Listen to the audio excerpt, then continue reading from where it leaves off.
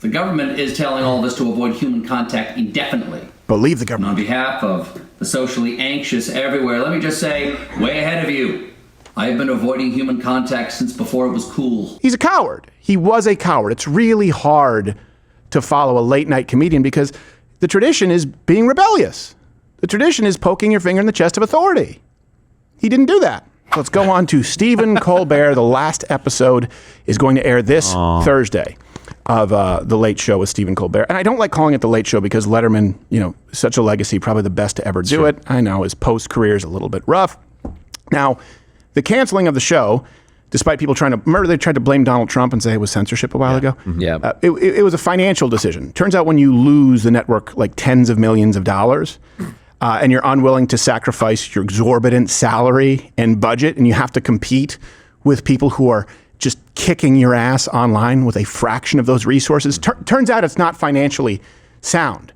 It looks like the game show Comics Unleashed with Byron Allen is going to fill. That's such an insult. Oh my gosh. I didn't know this until this morning. Is it classified as a game show? I don't know. I don't think it's a game show. It's a panel show. I don't think it's a game show either. I don't think it's a game show. I guess that's one of the ways of press release. Here's just Norm Macdonald said this one time. It was perfect.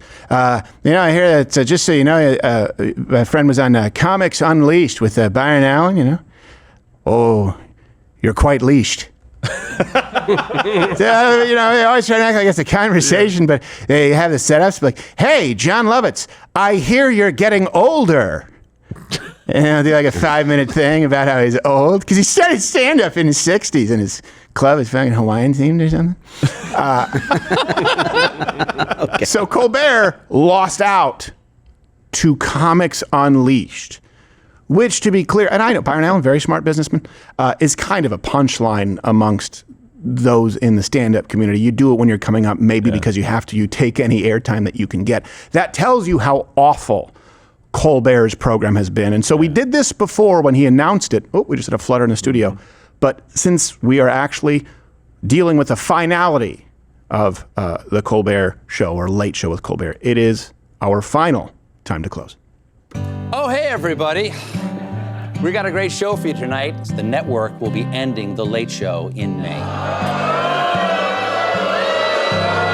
Time to close. Endings and beginnings are ending and beginning now. Many of the protesters lamented the loss of their everyday activities, like this woman in Wisconsin with the sign, I want a haircut. Looks like your sign has a typo. We fixed it for you. I want to endanger the lives of your grandparents in exchange for frosted tips. Time to close.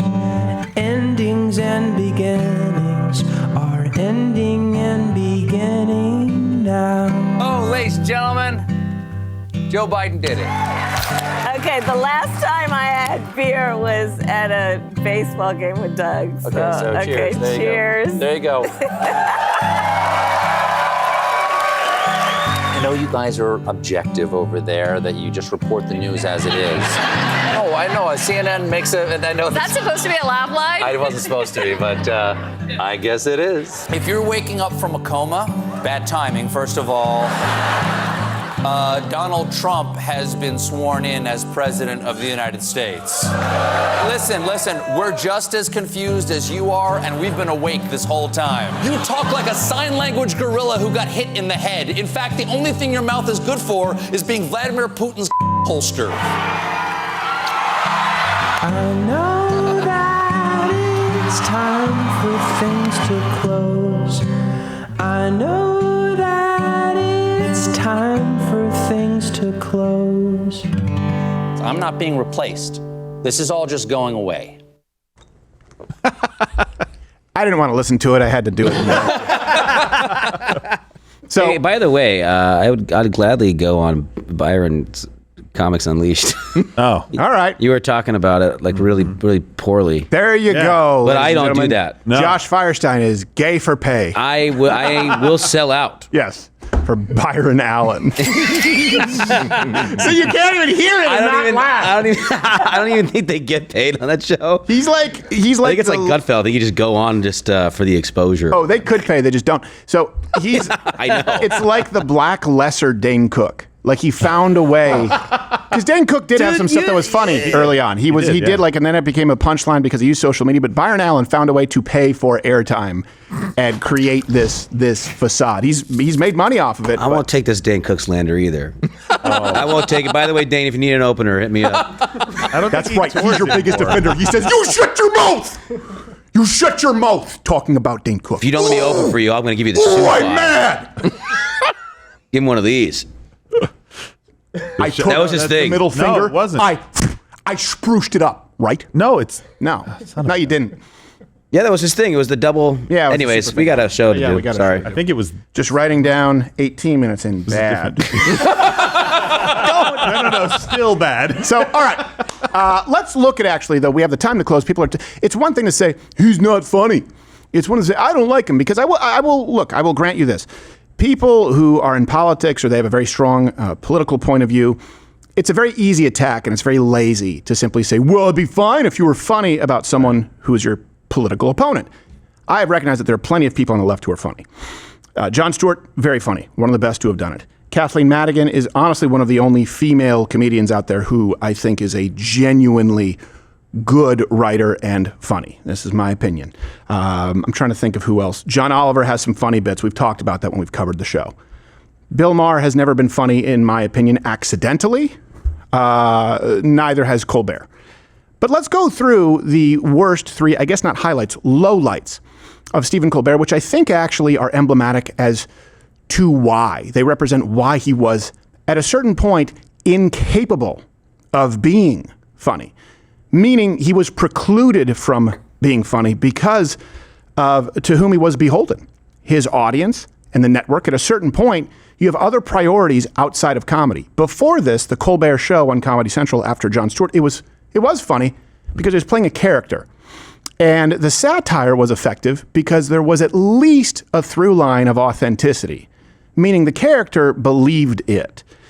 Then when it was just Stephen Colbert being himself, it became unwatchable. And I do mean that objectively because you can see the numbers and the amount of money that went into promoting it. So number 3, as far as these unfunny moments, would be broadcasting from home and his pro-lockdown policies during COVID. We're going to run this for you, kind of a brief montage. You either have to accept that he is an absolute coward who believed all of this and had to stay home, or he was in on the propaganda because he was encouraging everyone else to doing the bidding of the government. I think it's a little of column A, a little of column B. Either way, you lose the ability to claim that you are a rebel, right? The court jester mocking the royalty when you are carrying their water. Here you go, pro-lockdown Colbert from home. We actually came into the studio. The government, remember them? The government is telling all of us to avoid human contact indefinitely. Believe the And government. on behalf of the socially anxious everywhere, let me just say, way ahead of you. I've been avoiding human contact since before it was cool. Now keep in mind, this is not the first time humanity has had to sequester itself to prevent the spread of infection. Did you know, I just found this out, that Sir Isaac Newton retreated to his home in the countryside when the Great Plague of 1665 hit London. And it was during that isolation that he discovered calculus and came up with his theory of gravity. And that's only because his kids were stuck at home whipping apples at each other's heads. That's what I'm going to miss on Monday. We're going to do this for the foreseeable future, okay? So, you people, this audience Here he is tonight, advocating you're for one it of the before he last broadcast from home. audiences that I will have for the foreseeable future. You are all collector's items. Have yourself notarized. Wow. Okay? What an honor. Okay? Now remember, And as not everybody was on board with this. this. Is important. Until this is over, stay in your original packaging, or else you lose all your value. now he will try and defend that and say, well, we were going off of the information that we had at the time. Yeah. Not everybody was on board with that. And I will tell you this, of course, a lot of conservatives did that too, people on the right. We didn't. No. I understood if states wanted to do it to flatten the curve. We thought, okay, well, maybe there's something to that. We're not going to here at this studio. He believed it. He advocated it to everyone. The information that he had at the time also included the opposing worldview, saying this could actually have catastrophic results. But because his priority was propaganda and not comedy, he decided to ignore those people for a while. And then as the results started coming in, he just decided to demonize them or really vilify them. I guess you would say dumb vilify. I don't know the term where you simply make your opponent out to be like they do it with Republicans. If you're not evil, you're just dumb. If they can't make you out to be dumb, they go evil mastermind, right? See George W. Bush versus Dick Cheney. See Donald Trump or Dan Quayle or Ronald Reagan, dumb, Nixon, evil. If they can't make you out to be dumb, make you out to be evil. So he just made the audience out to be dumb, right? Like all of Sweden. People who were like, you know what, we're not going to do this lockdown. He's a coward. He was a coward. It's really hard to follow a late night comedian because the tradition is being rebellious. The tradition is poking your finger in the chest of authority. He didn't do that. And if he believed everything that he was saying, shouldn't he have sent the audience home immediately? Because they had the lockdown warning right then. Why it's like, oh, this is my last one because they're going to lock us down because of this disease in the future. Why not start tonight? Not only that, I was doing stand-up shows. That's how we met when there were these lockdowns. His salary, was it 12 or 15 million a year? I always get them confused. Hey, shave off $1 million or a couple of million. You could have the protocols to test people and make sure that people were, if you believed it. He didn't do that. He didn't do that while he advocates for socialist candidates.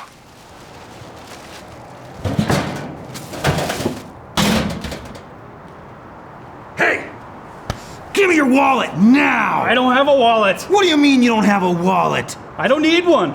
Yeah, well, what about your driver's license? I don't have one of those either. You can't get a driver's license? No, I can get one. I just don't like the bureaucracy. I don't like standing in lines. You sound like a liar, which is like one of the worst things to be, even worse than a thief. Are you a liar? How do you pay for things, liar? I use Rumble Wallet.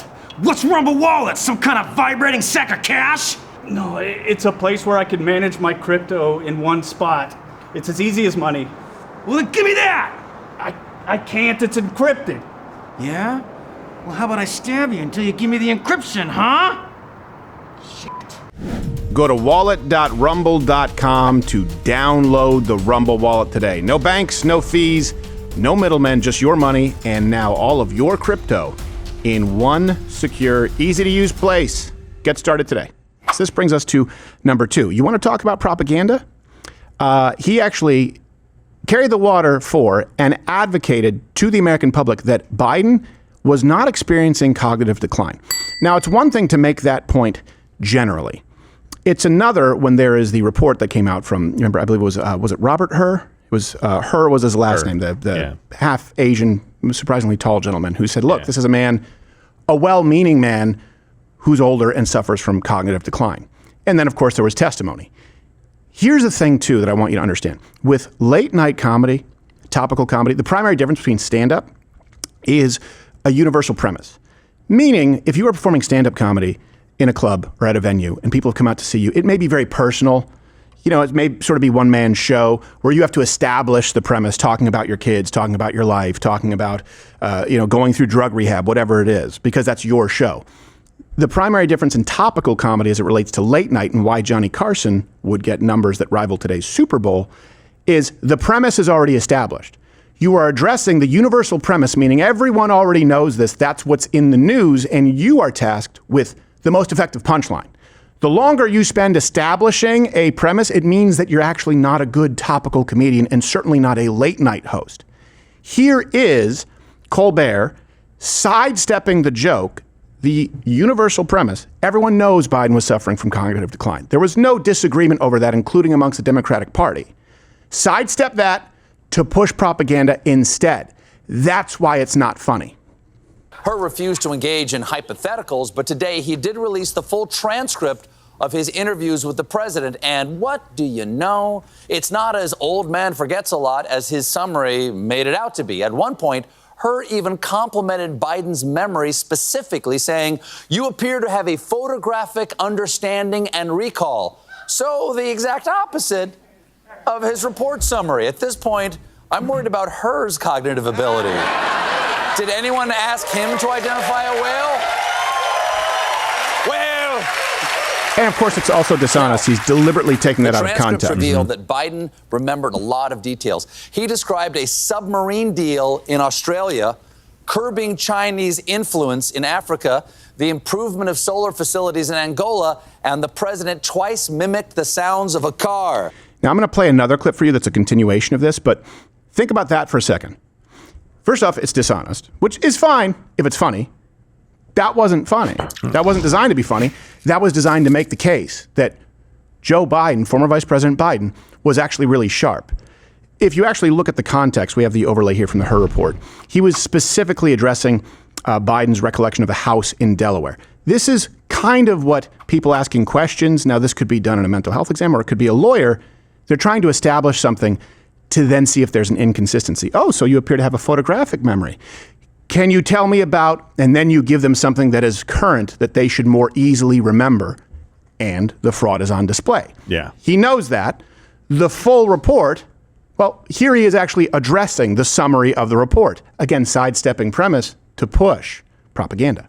Today, the GOP was hoping to use details from Her's report about Biden's memory lapses to damage Biden ahead of the presidential election. Yes, Biden has been dangerously forgetful, unlike Trump, who always remembers that he is running against Obama and unopposed at that since Nancy Pelosi dropped out. So think about that. Both times, he has the ability to go after the joke. Lies, misleads to make a point in one instance, and in the other, sidesteps it to push the whataboutism. Whataboutism is fine. Look, it doesn't have to be accurate for comedy. The problem and the reason that people stop tuning in is because even those in the left are like, come on, like you can poke fun at Joe Biden for being forgetful, for clearly having cognitive decline. Yeah, you're not going to acknowledge it, first of all, and then second of all, you're going to tell us, the audience, even if you're a big fan, you're going to tell us that we are the ones that are dumb and we are the ones that are making a irresponsible, decision about him. That's exactly what it is. It's blaming you, the audience, from a perch of elitism. And so, he'll probably be fine after losing the Late Show. The good Catholic boy that he is, and he tells everyone this all the time to give himself cover, he's already scored a new job running propaganda for the Vatican. Reports allege the priest had an inappropriate relationship with an underage boy, to which Donald Trump replied, "Hold my communion." The laughs are the same. Yeah, well, I see. Because it's like, but instead, isn't Trump bad? Like, oh yeah, I forgot about that for 4 seconds. Which brings us to number one. You all knew that this would be number one, but I think that many people have forgotten that it was a recurring theme. Yeah. The vaccine, and the reason that was, here's how you know something is really bad. And by the way, you always have swings and misses. We've had that on this show. Where people are like, you're like, ugh, yeah, I guess we were tired or whatever it is. I was drunk. Yeah. But you're going, who is vaccine for, right? If you're making fun of show tunes because it's corny and gay, that's one thing. You can use show tunes as a form of satire. He wasn't doing that. It just seems like he's a corny, gay sympathizer who really likes show tunes. Mm-hmm. And he was doing this for a long time, advocating that Americans, of course he's Mr. Pro-Choice, get the vaccine, browbeat the audience. Anyone who didn't partake, well, it was a recurring theme. Here you go. So let's find out the way the vaccine is changing That's from home. scene in our new recurring segment, The Vaccine.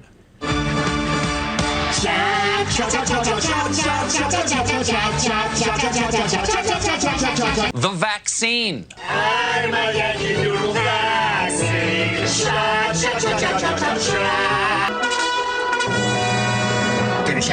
Give a vaccine check. Even he wants to get this over with. All right. Get your vaccine. Go get your vaccine. Took that Pfizer money, huh? Just going to read that underage orgy scene. Yeah, he's... Come and get your shot now. We will shoot 500 vials and we will stick 500. Okay.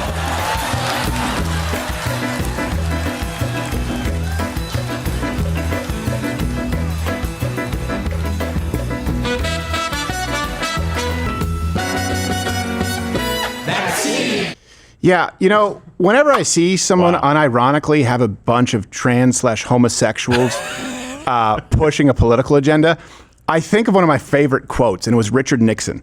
You guys remember Bohemian Grove? Mm-hmm. He was asked about Bohemian Grove, and his answer, someone can fact check this, we can bring it up in Rumble Premium. His answer was something to the effect of, you mean where those faggots piss on redwoods?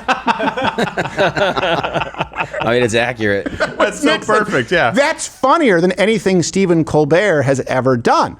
Although I will say, a gay cat always lands on its feet.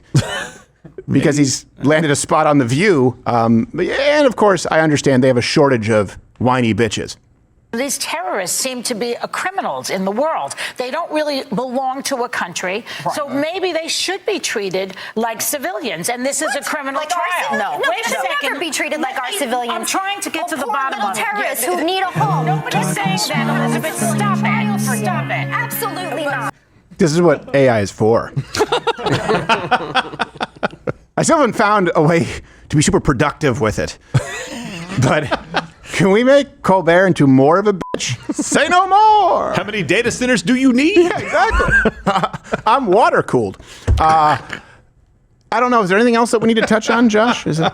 No, that's what he does all the time. It's just really annoying. The whole Biden's old and he has cognitive decline, but Trump said the wrong word last night. Right. Yeah. It went away from, like, I don't have the comedic background you guys have, but I watched SNL when I was growing up. They made fun of just about everybody when I was growing up. It was great. I didn't care because it was everybody. It was comedy. We all laughed about it. And then it just stopped being our side, like getting made fun of and their side. And it was just our side. And it was like, wait a minute. It's the browbeating. And I will tell you, this happens on the left and the right. That is true. And certainly now in the era of clickbait. There's a reason that President Trump hasn't been on this show. And it's not because we wouldn't have him. We would have him or Kamala. He doesn't, from what I understand, he doesn't like the impressions. He doesn't like some of the criticisms. President Trump isn't always big on that if there's not enough flattery. But this is my job. Of course we're going to make fun of everyone if there's something valid that warrants teasing. Certainly if it's a universal premise that everyone knows, whether they agree or not, it's already been set. And it should be accurate. This is a common thing from the left, whether they're comedian or not. I mean, a famous comedian just did the same thing. We're making a joke that's based on complete lies and then applauded by everyone as one of the best jokes. Chelsea Handler at the roast of Kevin Hart. And I hate to bash roast jokes. I'm not offended by it. It's just the fact that it was so inaccurate and everyone's championing this joke. The joke was... well, now that Trump's made your favorite guy Trump's made the draft mandatory, well, there's no draft. No. And selective service was always mandatory. Yeah. Maybe you guys can go sign up and go fight in Iran, unless you guys are pussies, talking to Tony Hinchcliffe and Shane Gillis. Yeah. Well, there's no boots on the ground in Iran, and there's no draft happening. Yeah. And there's no actual fight. There's a ceasefire going on. Is that and then the only reason you guys go to the Middle East is to go to a comedy festival in Saudi Arabia, and everyone dies laughing. And Tony Hinchcliffe and Shane Gillis both famously turned down millions of dollars to go to Saudi Arabia, and Shane Gillis went on the record. I know. Like talking shit about it. I know. The people who went were her leftist friends. Yeah, exactly. It was a three. Yeah. I mean, Kevin Hart did go, I think. So maybe that was maybe it was targeted at him a little bit. Politically neutral or left. But yeah. But it's like it's a 3-part joke, and all 3 parts were based on not facts at all. Yeah. And then they go, yeah, we stuck it to them. And it's like, well, no, nobody's offended. It's just that you got everything wrong. Even Tony Hinchcliffe is on there sipping a drink like, what? Yeah, no, exactly. Like, are you talking about me? There has to be some basis of truth. Yeah, call me a white supremacist because I made racist jokes. That makes sense. But when you said it was a false premise, I thought it was going to start with I'm happy. Oh. No.